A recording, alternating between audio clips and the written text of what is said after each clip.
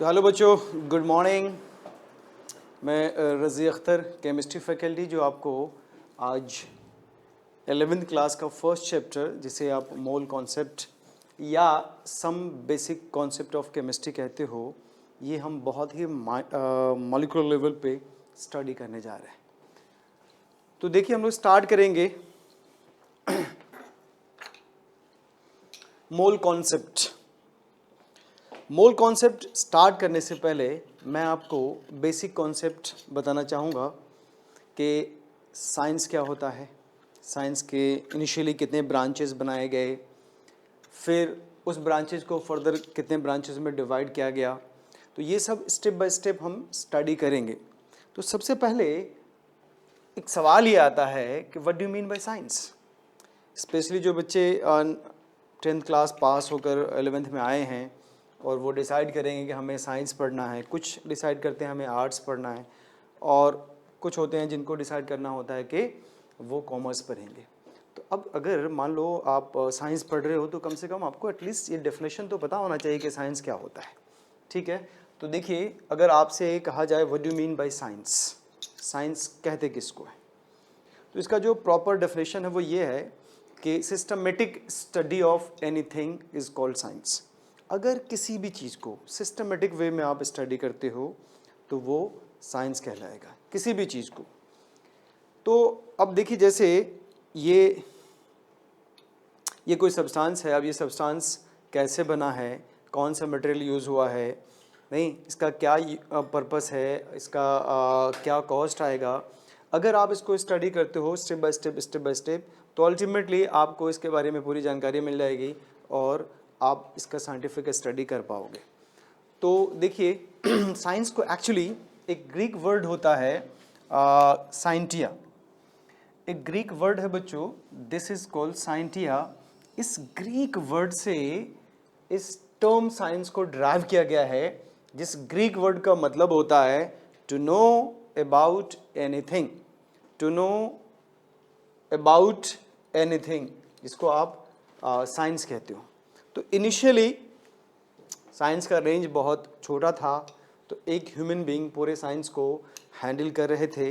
लेकिन जैसे जैसे साइंस तरक्की करता गया, साइंस डेवलप करता गया, तो देखा ये गया कि एक ह्यूमन बीइंग पूरे साइंस को स्टडी नहीं कर सकता, हैंडल नहीं कर सकता। तो ज़रूरत इस बात की हुई कि अब साइंस को हमें क्लासिफाई करना चाहिए।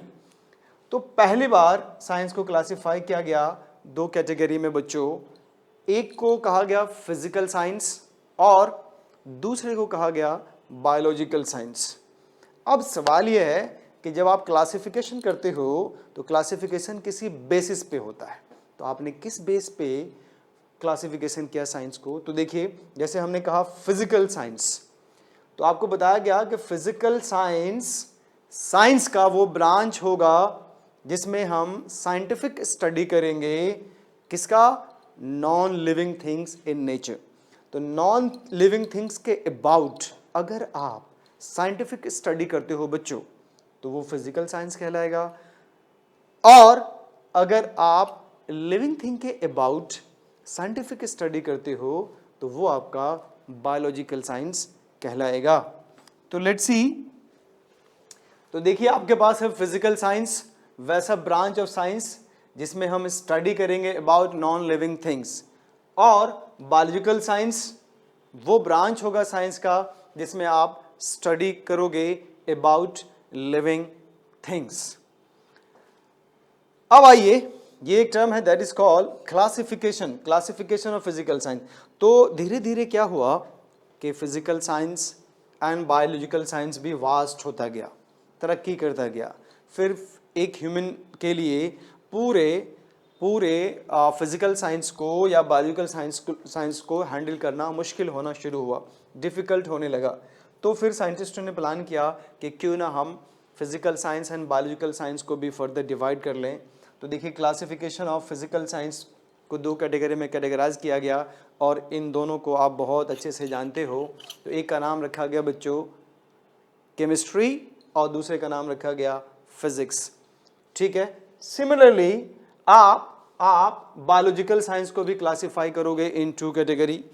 नहीं, ये भी आप लोग जानते हैं, एक को आप कहेंगे बॉटनी और दूसरे को कहेंगे आप जूलॉजी। बॉटनी एंड जूलॉजी दो आपके पास क्या आ गया, आप branch of biological science. Obvious सी बात है, इस जूलॉजी में आप जो स्टडी करोगे वो किसके अबाउट स्टडी करोगे, तो एनिमल्स के अबाउट स्टडी करोगे। और जो बॉटनी आपके पास है इसमें जो स्टडी करोगे वो प्लांट के अबाउट स्टडी करोगे। ठीक है, तो ये था आपका बेसिक डेफिनेशन। मैंने आपको बताया कि science systematic study of anything है। ये word science Greek word scientia से ड्राइव किया गया है, जिसका मतलब होता है बच्चों टू नो अबाउट एनीथिंग। ठीक है, साइंस को हमने दो पार्ट में डिवाइड किया, बताइए कौन कौन सा। एक को आप कहेंगे फिजिकल साइंस और दूसरे को कहेंगे आप बायोलॉजिकल साइंस। फिजिकल साइंस में आप किसके अबाउट स्टडी करोगे, तो आप स्टडी करोगे about non living things in nature. Biological science में किसके अबाउट स्टडी करोगे, तो आप स्टडी करोगे about living things in nature. फिर फिजिकल साइंस को डिवाइड किया गया इन टू कैटेगरी, एक को आपने क्या कहा केमिस्ट्री और दूसरे को फिजिक्स। फिर बायोलॉजिकल साइंस को भी आपने डिवाइड किया इन टू कैटेगरी, एक को आपने कहा बॉटनी, दूसरे को जूलॉजी। अब मोस्ट इंपोर्टेंट, चूंकि हमें केमिस्ट्री पढ़ना है, ठीक है, तो अब हमें केमिस्ट्री के बारे में पता होना चाहिए कि ये केमिस्ट्री क्या है, केमिस्ट्री किसको कहते हैं। तो देखो बच्चों, आपको डिफाइन करना होगा प्रॉपर।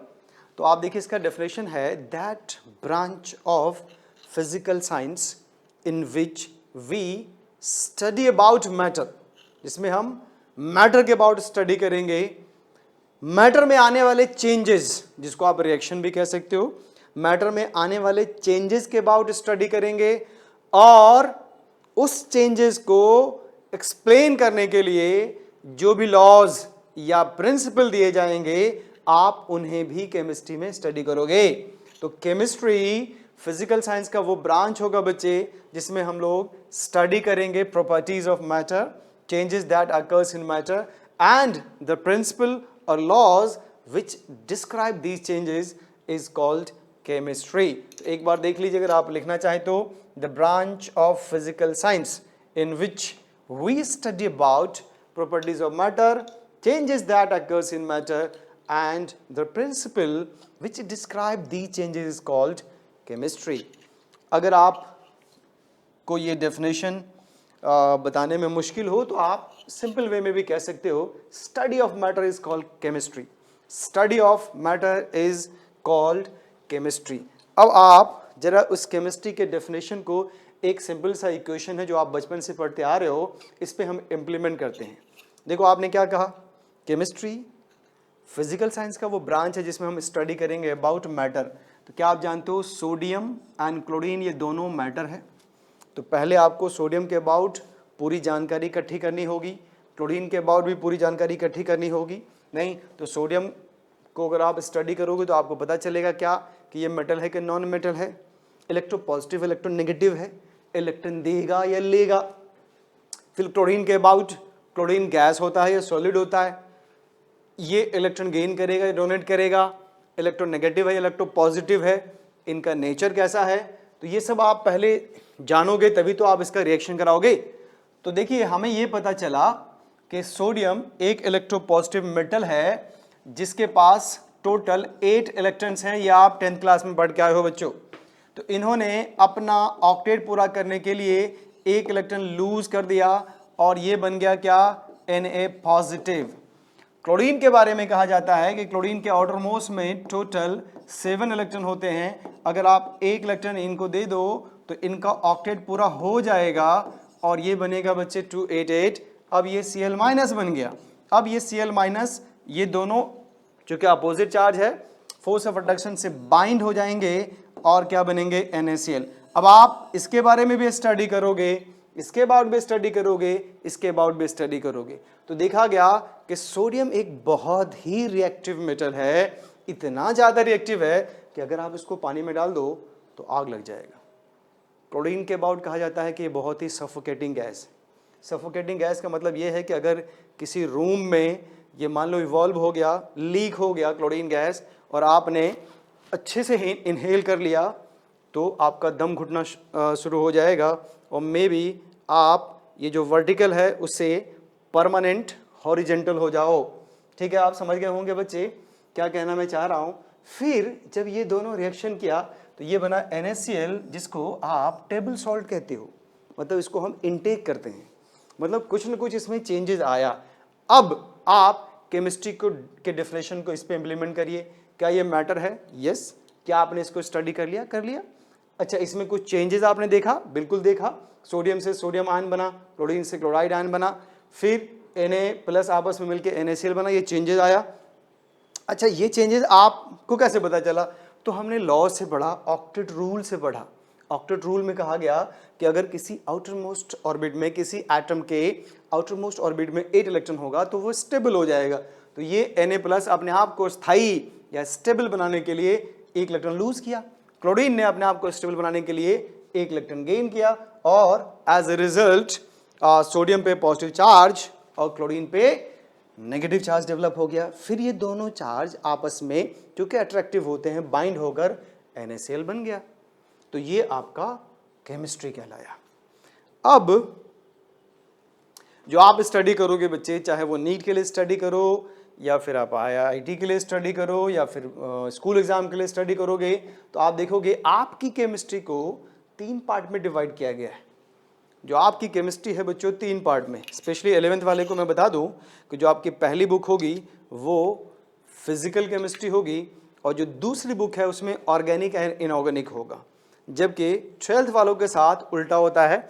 उसकी पहली बुक में फिजिकल एंड इनऑर्गेनिक और दूसरी होल बुक ऑर्गेनिक की होती है। ठीक है, तो ब्रांचेस ऑफ केमिस्ट्री जो आपके सिलेबस में है, जो आपको स्टडी करना है, वो 3 है। एक को कहते हैं आप फिजिकल केमिस्ट्री, दूसरे को कहते हैं आप इनऑर्गेनिक केमिस्ट्री, और जो लास्ट है that is called organic chemistry.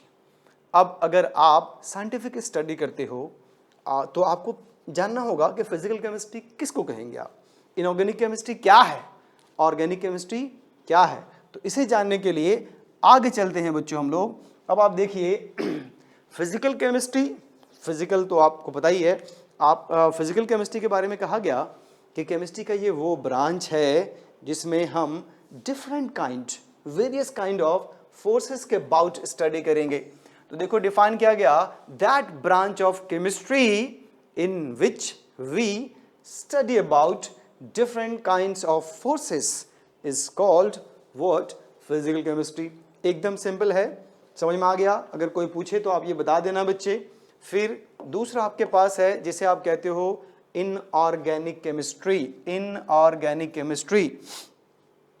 तो इसमें कहा गया कि केमिस्ट्री का वो ब्रांच जिसमें हम स्टडी करेंगे about inorganic compound, that branch of chemistry in which we study about inorganic compound. अब सवाल ये है कि ये इनऑर्गेनिक कंपाउंड क्या होता है। तो देखो बताया गया बच्चे, वैसा कंपाउंड जिसे आप नॉन लिविंग सोर्सेज से ड्राइव करोगे, ऑब्टेन करोगे, निकाल के लाओगे, एक्सट्रैक्ट करोगे। तो वैसा कंपाउंड जो नॉन लिविंग सोर्सेज से ऑब्टेन किया जाए, आप उन्हें इनऑर्गेनिक कंपाउंड कहोगे बच्चों। जैसे NaCl, MgCl2, calcium sulphate, CaCl2, sulphuric acid and calcium carbonate, these are examples of inorganic compounds. तो अगर आपको इनऑर्गेनिक कंपाउंड को डिफाइन करना हो तो आप क्या कह दोगे बच्चे, those compounds which are derived from non living sources. जैसे माउंटेन से निकाल के लाते हो आप, समुद्र से निकाल के लाते हो आप, अर्थ क्रस्ट से निकाल के लाते हो, तो ये कहलाएगा आपका इनऑर्गेनिक कंपाउंड।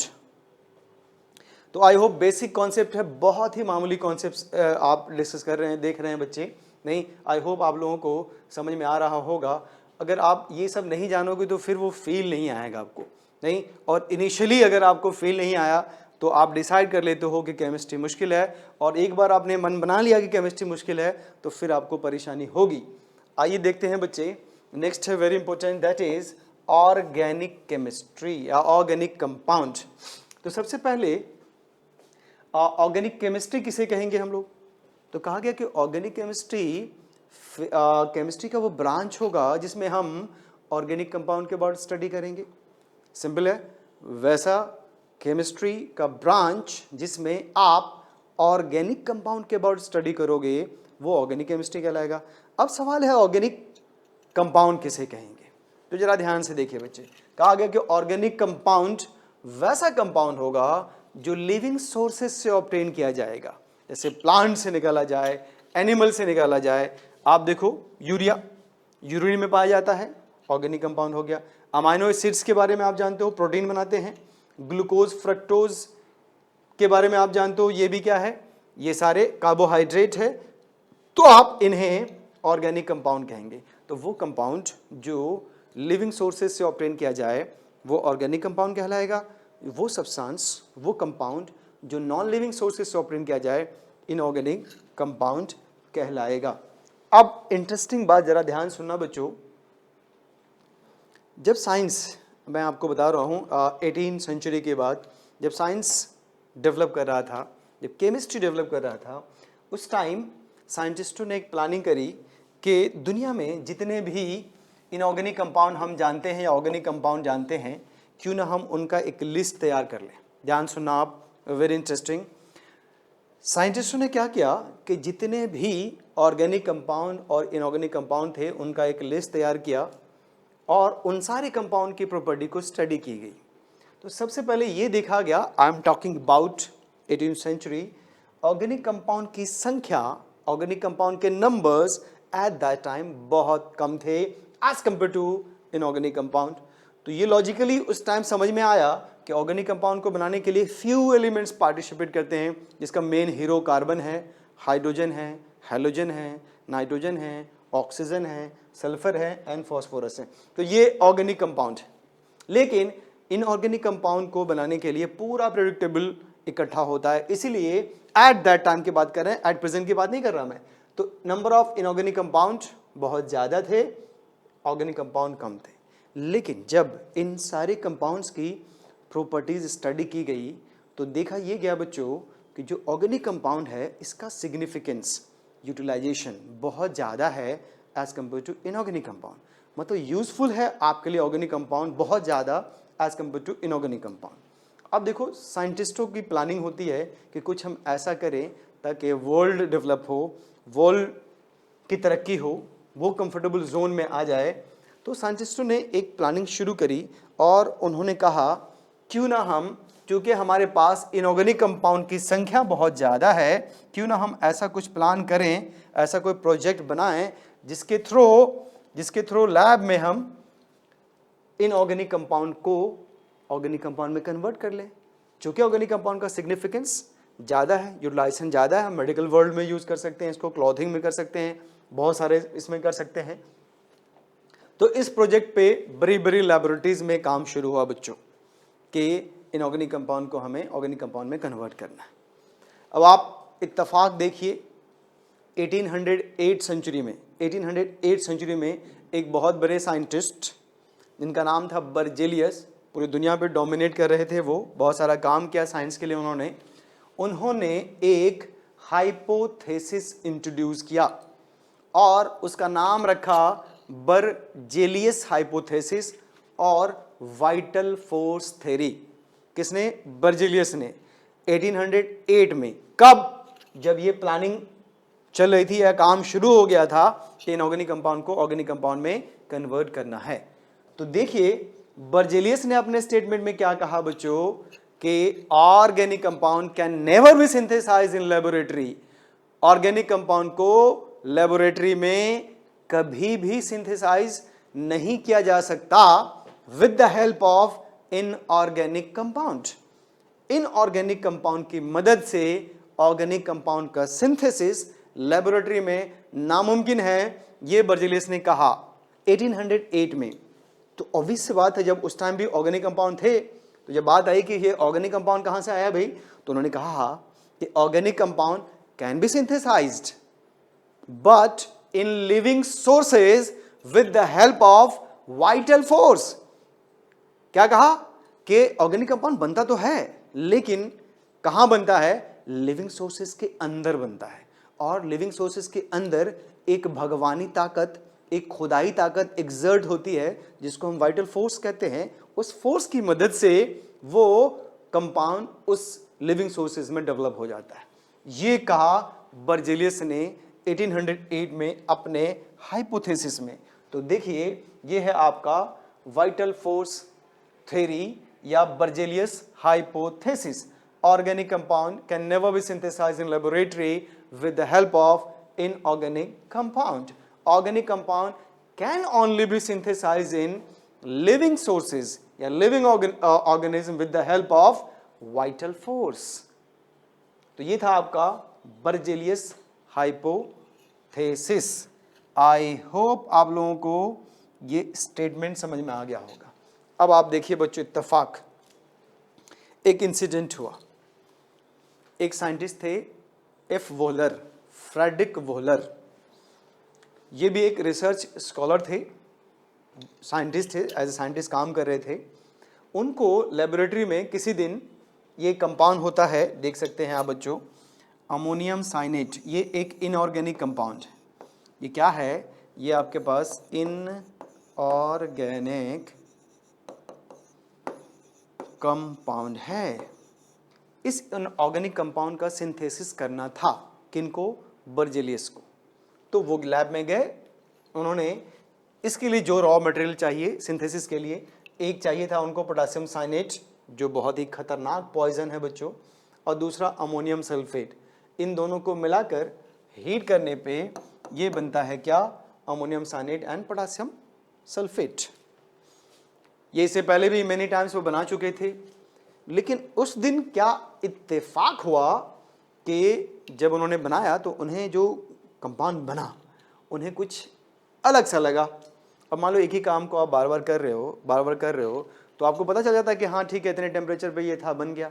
लेकिन अगर वो डिफरेंट दिखना शुरू हो जाए तो आप कहेंगे इसमें कुछ गड़बड़ हुआ है या कुछ नया बन गया है। नहीं, तो बर्जेलियस ने क्या किया, इस कंपाउंड को कैरेक्टराइजेशन के लिए भेज दिया, ये पता करने के लिए कि जो कंपाउंड बना, क्योंकि आप देखकर तो कह नहीं सकते कि कौन सा कंपाउंड है भाई। नहीं, तो इन्होंने भेजा इसके रिडक्शन टेस्ट के लिए कि आप बताइए जो कंपाउंड हमसे बन गया है गलती से, ये कौन सा कंपाउंड है। तो जो रिपोर्ट आई बच्चों वो एक सरप्राइजिंग थी। रिपोर्ट आई कि आपने जो कंपाउंड हमें भेजा है वो यूरिया है, और यूरिया क्या है?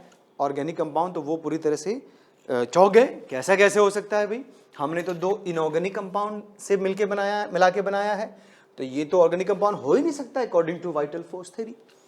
लेकिन फिर से दोबारा मेनी टाइम्स उन्होंने रिपीट किया इस रिएक्शन को, और फाइनली जब पूरी तरह से सेटिस्फाइड हो गए कि नहीं ये यूरिया ही है, तब उन्हें समझ में आया कि इसका मतलब वाइटल फोर्स थ्योरी जो बर्जेलियस ने दिया है वो ठीक नहीं है, वो गलत है। नहीं, क्योंकि उन्होंने जो कहा है कि लेबोरेटरी में आप ऑर्गेनिक कंपाउंड नहीं सिंथेसाइज कर सकते with the help of inorganic compound, ये तो मुमकिन है। तो देखिए यहाँ पे सिंथेसाइज हो पा रहा है क्या? यूरिया किससे? दो इनऑर्गेनिक कंपाउंड से। नहीं, तो फिर जैसे ही ये पता चला कि आप ऑर्गेनिक कंपाउंड लेबोरेटरी में बना सकते हो, फिर से जहाँ जहाँ काम बंद हुआ था और न्यू प्रोजेक्ट भी स्टार्ट हुआ। और आपको बता दूं बच्चों कि ये दुनिया का मुझे लगता है सबसे सक्सेसफुल प्रोजेक्ट रहा होगा। इसने दुनिया को बहुत कुछ दिया। आज जो बदलाव देखते हो, आप जो चेंजेस देखते हो, वो उसमें इस ऑर्गेनिक कंपाउंड का बहुत बड़ा योगदान है। नहीं, आप अपने चारों तरफ देख लो, जितने भी प्लास्टिक्स देखते हो, जितने भी मेडिसिन्स देखते हो, जितने भी कॉस्मेटिक्स देखते हो, क्लॉथ देखते हो, डिफरेंट काइंड्स ऑफ पेंट देखते हो, नहीं ये सारे क्या हैं? Organic compound. इसने इंसान की दुनिया को बदला। ठीक है, यही वजह है कि ये आप कह सकते हो, अगर आपसे पूछा जाए कि बताइए first organic compound synthesize in laboratory, तो your answer will be urea. नहीं, अब बात आई कि इतना बड़ा अचीवमेंट, इतना बड़ा काम किया है इन्होंने, एफ वोलर ने, तो क्यों ना इसको हम बहुत बढ़िया से सम्मानित करें। तो आज आप उसे फादर ऑफ ऑर्गेनिक केमिस्ट्री कहते हो। एफ वोलर को फादर ऑफ ऑर्गेनिक केमिस्ट्री कहते हैं बच्चों हम लोग। तो देखिए आइए, तो देखिए ऑर्गेनिक कंपाउंड के बारे में हमने डिस्कस किया था। अब आप देखिए ऑर्गेनिक कंपाउंड को, चूंकि इनिशियली हमने क्या डिफाइन किया था कि वो कंपाउंड जो लिविंग सोर्सेज से ऑब्टेन्ड हो, हम उन्हें ऑर्गेनिक कंपाउंड कहेंगे। नहीं, अब बात आई अब बात आई कि हम तो लेबोरेटरी में भी बना सकते हैं, इसका मतलब आपका डेफिनेशन को बदलना होगा, डेफिनेशन को चेंज करना होगा। तो अब आया new definition of organic compound. तो इसमें कहा गया बच्चों, hydrocarbon and their derivatives are called organic compound. Hydrocarbon और उनके डेरिवेटिव को न्यू डेफिनेशन में आप ऑर्गेनिक कंपाउंड कहेंगे बच्चों। अब सवाल है ये हाइड्रोकार्बन क्या है? तो वैसा कंपाउंड जो कार्बन एंड हाइड्रोजन से मिलकर बना हो ओनली, उस कंपाउंड में और कोई एलिमेंट नहीं हो, सिर्फ दो हो, कार्बन एंड हाइड्रोजन, तो आप उसे हाइड्रोकार्बन कहते हैं। जैसे अल्केन हाइड्रोकार्बन है, अल्कीन्स हाइड्रोकार्बन है, अल्काइंस हाइड्रोकार्बन है, बेंजीन ये भी हाइड्रोकार्बन है। अब what do mean bye there derivatives? तो देखो बच्चों, डेरिवेटिव का मतलब ये है, जैसे आप मीथेन लो, मीथेन CH4 होता है, जानते हो आप, एक हाइड्रोजन हटाइए क्लोरीन लगा दीजिए, क्लोरोमीथेन बन गया, ये डेरिवेटिव हो गया।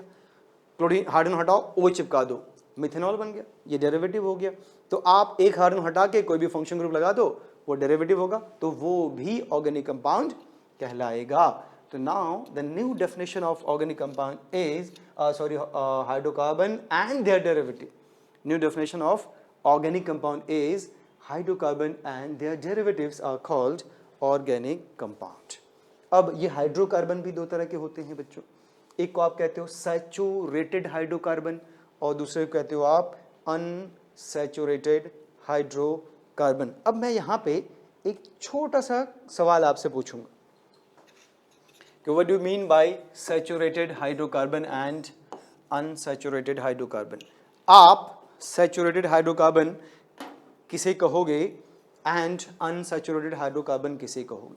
तो मोस्टली बच्चे ये कहेंगे कि सैचुरेटेड कार्बन वो होता है जिसमें कार्बन कार्बन के बीच सिंगल बॉन्ड, और अनसैचुरेटेड हाइड्रोकार्बन वो होता है बच्चों जिसमें कार्बन कार्बन के बीच डबल बॉन्ड या ट्रिपल बॉन्ड। ठीक है, अब मेरा सवाल ये है आपसे कि आप बताइए, जिसमें डबल बॉन्ड है और एक में ट्रिपल बॉन्ड है, तो आप बताइए किस में ज़्यादा अनसैचुरेशन है?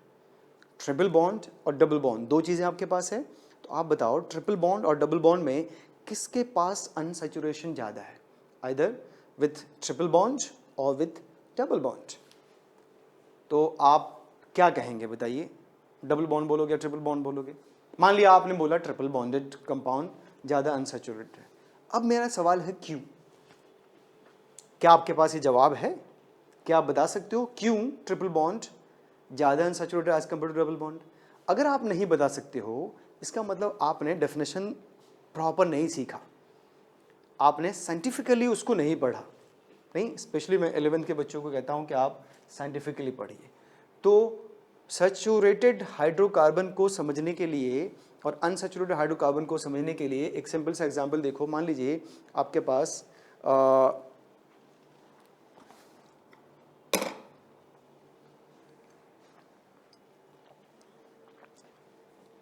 जैसे ग्लास है, इस ग्लास में पानी फिल है, आप इसे कहते हो सॉल्वेंट। ठीक है, इसमें क्या करो आप, सोल्यूट मिलाओ, मान लो ग्लूकोज मिला दिया आपने, तो आप क्या देखेंगे कि जैसे स्पैचुला से आप इसमें घुलाओगे, घुलता जाएगा घुलता जाएगा घुलता जाएगा, एक ऐसा स्टेज आएगा बच्चों कि और ग्लूकोज आप इसमें नहीं घुला पाओगे, फिर आप कहोगे ये सॉल्यूशन सैचुरेट कर गया है, मतलब अब इसमें no more solute can be added, इसमें और ज़्यादा सॉल्यूट आप नहीं घुला सकते। तो ये हो गया आपका सैचुरेटेड सॉल्यूशन।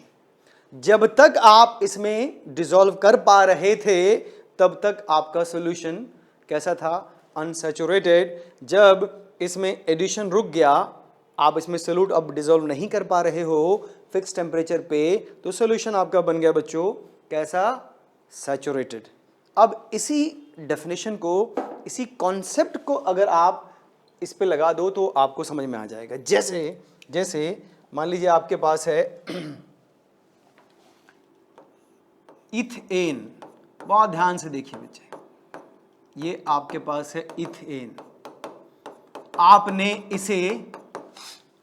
इसे सैचुरेटेड हाइड्रोकार्बन कहा है। क्या आप इसमें ये जैसे मान लो H2 है, H2 और यहाँ पे हमने निखिल लिया और कहा कि इस पे एडिशन कराओ। क्या एडिशन पॉसिबल है? एडिशन पॉसिबल है? नहीं। तो कार्बन ने तो ऑलरेडी अपना बॉन्ड पूरा कर लिया है भाई, 4 बॉन्ड पूरा, ठीक है, इसमें कोई मल्टीपल बॉन्ड नहीं है, तो addition of hydrogen on this hydrocarbon is not possible. मतलब ये कंपाउंड आपका सैचुरेटेड है और इसकी पहचान ये है कि इसके पास कार्बन कार्बन के बीच सिंगल बॉन्ड होना चाहिए। अब आप देखिए, ये है बच्चे इथीन, ये क्या है? इथीन है। अगर आप इस पे H2 ऐड करते हो इन प्रेजेंस ऑफ कैटलिस्ट, तो क्या एडिशन मुमकिन है? तो ऑफ कोर्स, क्योंकि इसके पाई बॉन्ड को ब्रेक कर दो, बीच वाले बॉन्ड को ब्रेक कर दो और हाइड्रोजन लाकर इस पे अटैच कर दो। तो देखिए इस पे एडिशन हुआ, इस पे एडिशन हुआ, लेकिन इस पे एडिशन, अगर आप फिर इस पे एडिशन करना चाहोगे तो नहीं होगा। तो आप बताइए ये कंपाउंड क्या है आपका? ये कंपाउंड है अनसैचुरेटेड और ये है आपके पास सैचुरेटेड, ठीक है, ये क्या है आपका? सैचुरेटेड है। अब आप ट्रिपल बॉन्ड ले आइए, तो ट्रिपल बॉन्ड को सैचुरेट करने के लिए we need 2 moles of hydrogen, तो 2 बार आपको हाइड्रोजन ऐड करना पड़ेगा। इसका मतलब उसमें अनसैचुरेशन ज्यादा है, नहीं? तो ओवरऑल वो कंपाउंड जिसमें एडिशन पॉसिबल हो वो अनसैचुरेटेड होगा और जिसमें एडिशन पॉसिबल नहीं हो वो सैचुरेटेड होगा। आई होप आपको ये मामूली सा कॉन्सेप्ट समझ में आ गया होगा। अब आइए बच्चे, हमें केमिस्ट्री का इंपॉर्टेंस जानना है कि केमिस्ट्री कितना इंपॉर्टेंट है आपके पास। तो देखिए, इंपॉर्टेंस ऑफ केमिस्ट्री में सबसे पहले आप जानते हो एक डिजीज कैंसर, नहीं? तो कैंसर अब के ज़माने में नहीं, बहुत मुश्किल नहीं रहा। पहले ये था कि भाई अगर एक बार हो गया कैंसर तो फिर आपको दुनिया से जाना होगा, लेकिन अब ऐसी बात नहीं है और उसमें बहुत बड़ा योगदान है केमिस्ट्री का, नहीं? अब आप देखिए, जैसे किसी को कैंसर हो गया तो हमारे पास डिफरेंट टाइप्स ऑफ मेडिसिन हैं जो ऑर्गेनिक कंपाउंड या जो केमिस्ट्री से आता है भी, नहीं? जैसे सिस्प्लाटिन एक इनऑर्गेनिक कंपाउंड, टैक्सोल, बाइनोज, वाइसोलोन या बहुत सारे ऐसी दवाइयाँ हैं जिससे इनका ट्रीटमेंट होता है या कीमोथेरेपी दी जाती है जिससे कैंसर का ट्रीटमेंट अब मुमकिन है, ठीक है। एड्स के बारे में आप जानते हो, देखो एक दवाई बनाई गई है एजिडोथायमिडीन, इसका भी ट्रीटमेंट होता है।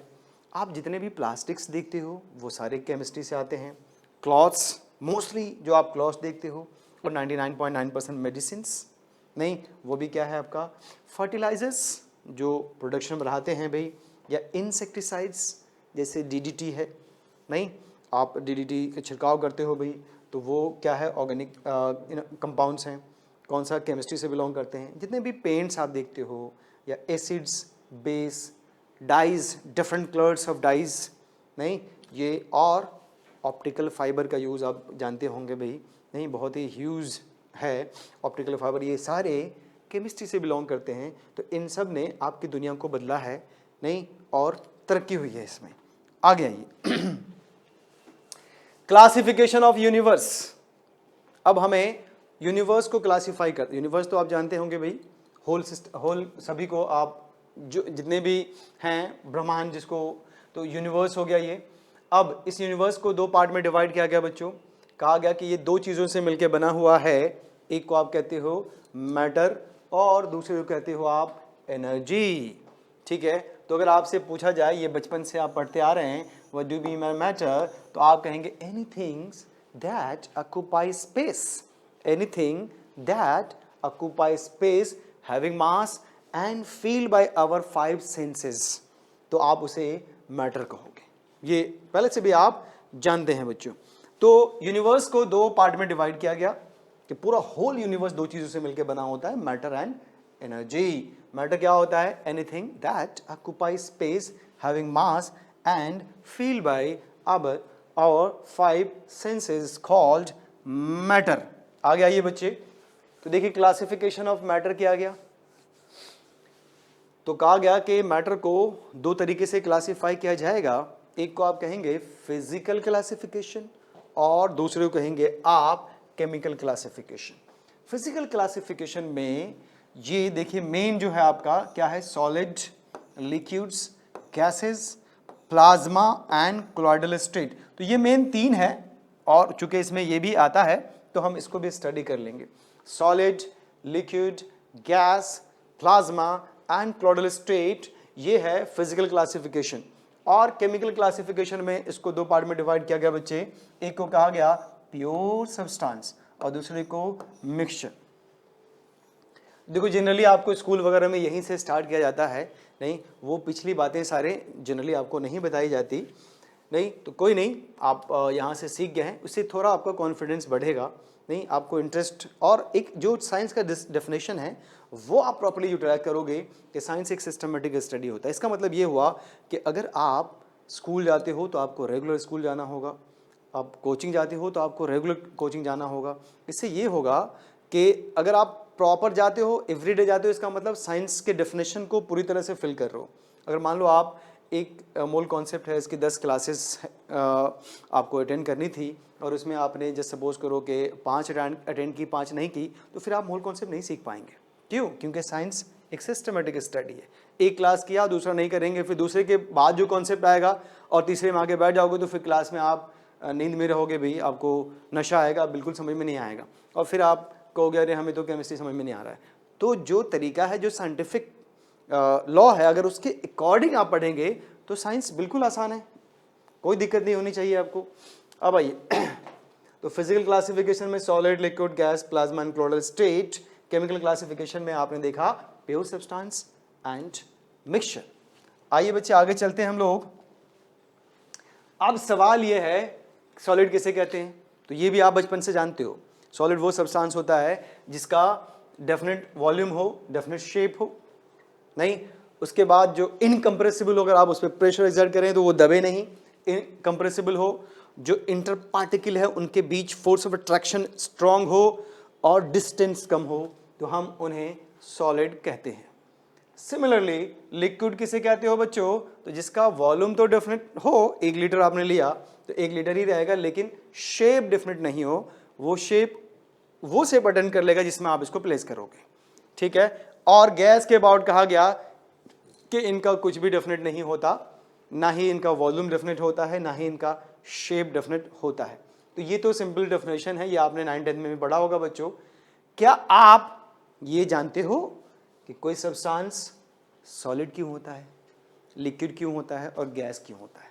जैसे वाटर, अगर आप 1 गिलास पानी रखते हो नॉर्मल टेम्परेचर पे तो वो आपका वाटर है। जैसे ये हमारे पास क्या है, नॉर्मल टेम्परेचर है, इसमें लिक्विड है। अगर इसी को हम फ्रीज़र में डाल दें तो 1-2 घंटे के बाद ये सॉलिड हो जाएगा, और इसी को 100 डिग्री पे बॉयल कर दें तो पता चला कि ये वेपर में बदल गया। नहीं तो है तो वाटर ही, है तो वाटर ही। तो अब वो क्या ड्राइविंग फोर्स है जो इनके फिजिकल स्टेट को बता रहा है भाई? नहीं तो देखिए बच्चे, फॉर योर काइंड इन्फॉर्मेशन, कि भी किसी भी सब्सटेंस का जो फिजिकल स्टेट होता है वो 2 इंपॉर्टेंट फैक्टर पे डिपेंड करता है। एक को आप कहते हो फोर्स ऑफ अट्रैक्शन, और दूसरे को कहते हो थर्मल एनर्जी। देखिए फोर्स ऑफ अट्रैक्शन क्या करेगा, जो उनके कंस्टिट्यूएंट पार्टिकल्स होंगे या एटम, मॉलिक्यूल, आयन, उसको पास लाएंगे, करीब लाएंगे, और थर्मल एनर्जी उसको दूर लेके जाएंगे। अब ये दोनों चीजें होती हैं उनके पास, जैसे वाटर ही है तो इसमें थर्मल एनर्जी भी है और इंटरमॉलिक्यूलर फोर्स ऑफ अट्रैक्शन भी है। अब डिपेंड करेगा कि कौन डोमिनेट करता है। तो जैसा कि आप जानते, थर्मल का मतलब होता है हीट। तो नॉर्मल टेम्परेचर पे मान लिया वाटर के केस में देखा गया कि जो फोर्स ऑफ अट्रैक्शन है बिटवीन वाटर मॉलिक्यूल्स और जो थर्मल एनर्जी है उसकी वैल्यू ऑलमोस्ट सेम है। तो आप एक जनरल कॉन्सेप्ट ये बनाएंगे कि अगर thermal energy and force of attraction almost बराबर हो तो जो फिजिकल स्टेट आएगा दैट विल बी लिक्विड, ठीक है। अब आप बताइए, अगर फोर्स ऑफ अट्रैक्शन बहुत ज़्यादा डोमिनेट कर जाए, फोर्स ऑफ अट्रैक्शन बहुत ज़्यादा हो जाए as compare to thermal energy, तो दैट मीन्स कि मॉलिक्यूल पास आ जाएंगे, और मॉलिक्यूल पास आ जाएंगे तो चिपक जाएंगे। जब चिपक जाएंगे तो इंटर पार्टिकल डिस्टेंस क्या हो जाएगा बच्चों? लो। इंटर पार्टिकल डिस्टेंस क्या हो गया? लो। कंप्रेसिबिलिटी उसकी खत्म, ठीक है। तो वो क्या बन गया आपका? सॉलिड। तो अगर मैंने आपको बताया कि फोर्स ऑफ अट्रैक्शन डोमिनेट कर जाता है थर्मल एनर्जी पे तो आपका सब्सटेंस सॉलिड होगा, और अगर उल्टा हो जाए कि थर्मल एनर्जी डोमिनेट कर जाए, आप इसी पानी को आपने 100 डिग्री पे हीट कर दिया तो जैसे हीट देंगे तो वाटर मॉलिक्यूल तो हीट को एब्जॉर्ब करेगा, तो उसकी थर्मल एनर्जी बढ़नी शुरू होगी। जब बढ़नी शुरू होगी तो उसमें खलबली आएगा भाई, आएगा तो वो इवोपरेट कर गया तो दूर दूर मॉलिक्यूल पहुंच गए। जब मॉलिक्यूल दूर दूर पहुंच गए तो वो आपका गैस बन गया। नहीं, तो आपको ये बात आपको याद रखनी है बच्चों, आपको ये बात याद रखनी है कि अगर फोर्स ऑफ अट्रैक्शन डोमिनेट करता है ओवर थर्मल एनर्जी, तो जो सब्सटेंस बन के आएगा वो होगा आपका सॉलिड स्टेट। और फोर्स ऑफ अट्रैक्शन अगर ऑलमोस्ट बराबर हो गया थर्मल एनर्जी के, तो वो सब्सटेंस आपका लिक्विड कहलाएगा।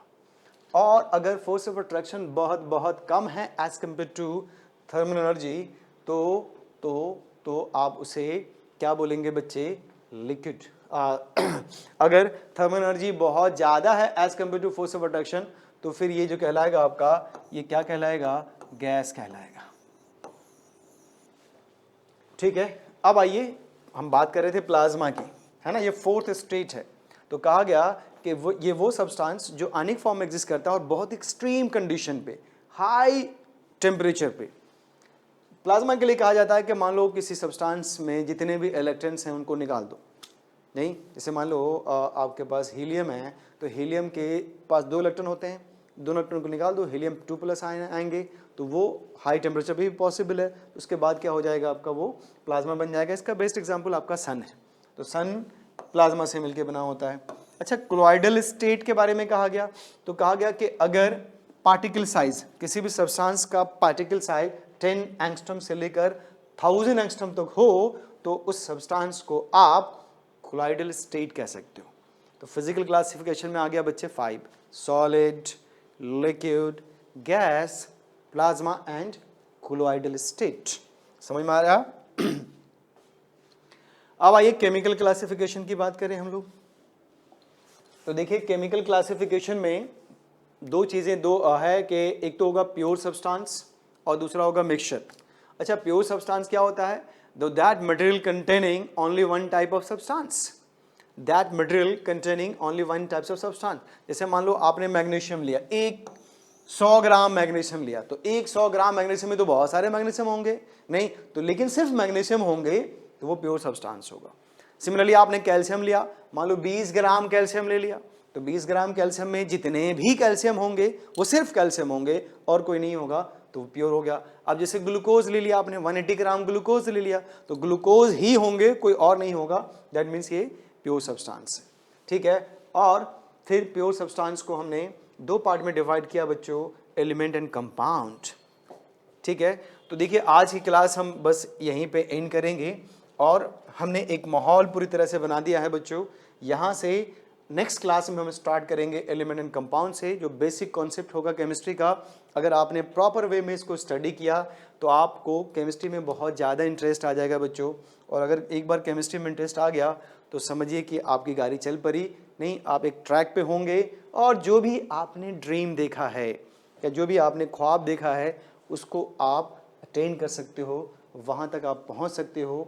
जो आपने देखा है या जो आपके पेरेंट्स ने देखा है वहाँ तक आप पहुँच पाएंगे। एक बात मैं और बताना चाहूँगा बच्चों, स्पेशली जो 11th क्लास के बच्चे हैं, कि साइंस पढ़ना एक रिस्पॉन्सिबिलिटी का काम होता है। अच्छा, ये रिस्पॉन्सिबिलिटी का काम क्यों है देखो, तो बहुत छोटी उम्र में आपको एक जिम्मेदारी दी जाती है, एक रिस्पॉन्सिबिलिटी दी जाती है। जैसे आप 10th क्लास में हो, 10th से आप 11th में आओगे तो आपका एक ड्रीम होगा कि हमें डॉक्टर बनना है या इंजीनियर बनना है, हमें आईटी जाना है या फिर मेडिकल एंट्रेंस क्वालिफाई करके किसी अच्छे मेडिकल कॉलेज से आपको एक अच्छा डॉक्टर बनना है। तो ये ख्वाब आप भी देखते हो और साथ ही साथ आपके पेरेंट्स भी देखते हैं। ठीक है, और जहाँ तक जो मैंने 12-13 सालों में देखा है उसमें देखा बच्चे से ज़्यादा पेरेंट्स, स्पेशली मेडिकल वालों में बच्चों से ज़्यादा पेरेंट्स में वो दबदबा होता है कि हमारा बच्चा डॉक्टर बने, नहीं, और उसकी पूरी जिम्मेदारी आपको दी जाती है। नहीं, वो पेरेंट्स आप पे इन्वेस्ट करते हैं, पैसा खर्च करते हैं।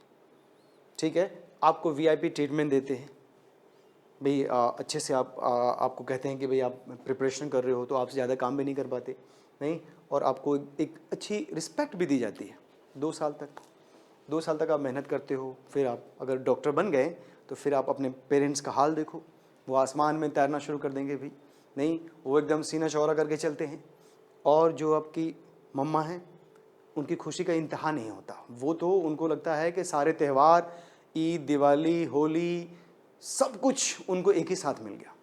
नहीं, उनका कॉन्फिडेंस लेवल इतना ज़बरदस्त इतना हो जाता है कि उनकी लाइफ में जितनी भी पुरानी प्रॉब्लम्स रही होंगी वो सबको भूल जाती हैं, सबको भूल जाती हैं। नहीं, तो ये एक बड़ा अचीवमेंट होगा अपने मामा को खुश करने का और आपके पापा को खुश करने का। अल्टीमेटली करियर आपका बनेगा। लेकिन मैंने एक बात आपको बोली है बच्चे कि ये एक रिस्पॉन्सिबिलिटी वाली बात है, एक जिम्मेदारी काम है, मुश्किल काम है। तो इसके लिए आपको पूरे 2 साल रेगुलर पूरे ईमानदारी से मेहनत करना होगा। नहीं, ईमानदारी से मेहनत करने का मतलब मैंने आपको बताया कि साइंस क्या होता है, एक सिस्टमेटिक स्टडी होता है। तो आप जो भी काम करेंगे एक सिस्टमेटिक वे में करेंगे, एक प्लान से करेंगे, क्योंकि जो काम प्लानिंग से होता है वो ज़्यादा सक्सेसफुल माना जाता है, ऐसा वो काम जो ऐसे ही कर लेते हैं आप। तो अब प्लानिंग का मतलब क्या कि कैसे आप साइंस को पढ़ोगे, केमिस्ट्री कैसे पढ़ोगे। तो मैं आपको स्टेप बाय स्टेप बता दूंगा कि केमिस्ट्री हमें कैसे पढ़ना चाहिए और इन सारी बातों को आप अपने ब्रेन में कैसे कोप अप करेंगे, कैसे स्टोर करेंगे ताकि ये होल लाइफ के लिए आपके पास आ जाए। देखो, एक नॉलेज होता है, एक रट रटा के पास कर जाना वो और बात है। नहीं, आपको चाहिए कि हम ये नॉलेज, इसको हम अपना नॉलेज बनाएं जो आपको एवरी स्टेप काम आए, सिर्फ एंट्रेंस क्वालिफाई करने के लिए नहीं या सिर्फ मार्क्स लाने के लिए नहीं। इससे आप सीखो और इस सीख से आप अपनी लाइफ को कंफर्टेबल जोन में लेकर जाओगे। नहीं तो वो एक साइंटिफिक स्टडी होगा जो मैं आपको बताऊंगा। तो बच्चों, आज के लिए मैं यहीं पे क्लास ख़त्म करता हूँ। नेक्स्ट क्लास में हम लोग स्टार्ट करेंगे, जो लेक्चर नंबर 2 होगा उसमें एलिमेंट एंड कंपाउंड से आगे बढ़ाएंगे।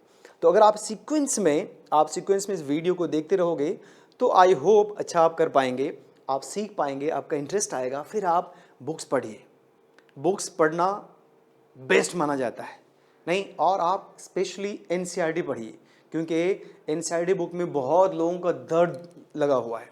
बड़े बड़े जो टीचर्स हैं जिन्होंने भाई सब ने मिलकर एक बड़ा प्लेटफॉर्म, जिसको आप गवर्नमेंट बोलते हो, उन्होंने बनाया है। तो आप उस बुक्स को लाइन टू लाइन पढ़िए, रिसर्च करके पढ़िए। चाहे आप किसी की भी तैयारी कर रहे हो, आईटी की तैयारी कर रहे हो या मेडिकल की तैयारी कर रहे हो या बोर्ड की तैयारी कर रहे हो, एनसीईआरटी पढ़ने की आदत डालो। नहीं, क्योंकि एनसीईआरटी पढ़ना अगर आपने सीख लिया तो यूँ समझिए कि आपको मज़ा आ जाएगा। ठीक है, तो चलिए भाई बच्चों, तब तक के लिए आप अपना ख्याल रखिए। नहीं, सोशल डिस्टेंसिंग का फॉलो करिए, मास्क लगाइए, ठीक है, और खूब पढ़ाई करिए। बाय।